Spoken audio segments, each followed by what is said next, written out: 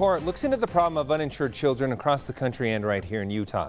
Jesse Mandel with Voices for Utah Children is here to help break it all down for us. Jesse, welcome to the show. Great to have you back. Thanks for being here. Thanks. Let's start into the numbers. What are we looking at as far as Utah-specific numbers of what this report reveals? So this report shows that over the 2016 to 2018 period, there's been a 22% increase in the child uninsured rate in Utah. So we went from 6% to 7.4%, and that's the second largest increase in the nation. So pretty alarming. And just one thing I'll put out there as well, that represents 72,000 children here in the state of Utah. Let's talk about why. Why did we see that increase during that time period?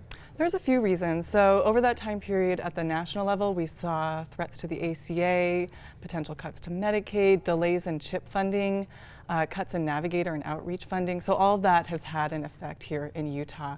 And we've also seen more rhetoric and policies that are anti-immigrant, and that's created a climate of fear and deterred some of families that are eligible from enrolling. Yeah, talk more into that though, because there are some specific issues with that when we were in the state of Utah when it comes to undocumented children, because you say there aren't really a lot of undocumented children here in the state that are falling into these numbers. Right, we're talking a lot of families that, children that are mixed status families, that are eligible for programs like CHIP or Medicaid, but might be concerned about enrolling because of some of the national and federal level conversations and rhetoric that we're hearing, like the public charge rule. Okay, so since that time frame, we've seen Medicaid expand more here in the state of Utah. So what type of impact might that have on this problem? Well, certainly more parents are now eligible, but we're seeing low enrollment rates, and so there's the need now to move towards full expansion, and I think this report really speaks to that need so that we can clear up the confusion and we can ensure that kids and parents are getting enrolled, because that affects, when parents are uninsured, that of course affects kids' coverage too. Why are we seeing that low enrollment rate though? Because we thought it'd be quite a bit higher than what it is right now. Yeah, well, I think there's been a lot of confusion, and because of these national pressures, you know, that's also affecting how parents are choosing to move forward with coverage for their kids as well, like we were talking about, because of the confusion at the federal level.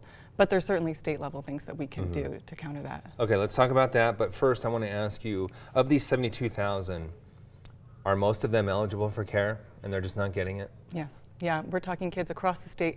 Most are eligible for coverage, and a lot of them are low income.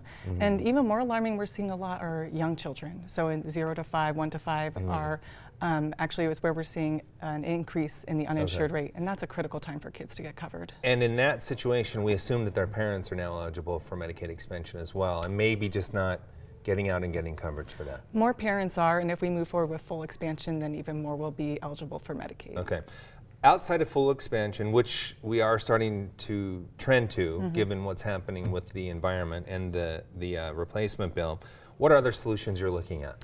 Well, first, definitely any family that, and any child that can enroll should. So we do want to just put that out there, call 211, make sure that you get connected with coverage. And like we're saying, more parents might be eligible for Medicaid now, so it's always a good idea to check and find out if a parent is eligible or their child. So that's, you know, we need to make sure that we get that word out there. But we also need to do things at the state level. We need to invest more in outreach and enrollment, and we need to adopt policies. We need to eliminate barriers to Medicaid coverage, and we need to adopt policies that help kids not just get covered, but stay covered. So continuous coverage, year-round continuous coverage policies. We don't have year-round continuous coverage in Medicaid, and that creates a lot of disruptions in kids' coverage, and it means that if a parent takes on an extra shift at work, they could get penalized and their child could lose coverage. So we need to do things to eliminate that cliff effect that we still see affecting families with children enrolled in Medicaid. All right, and I see you up at the Capitol all the time working on those very things. We'll continue to follow that. And you mentioned a very important thing. It's as easy as calling 211 to get all that information. Thanks so much for being here. I appreciate your time. Thank you.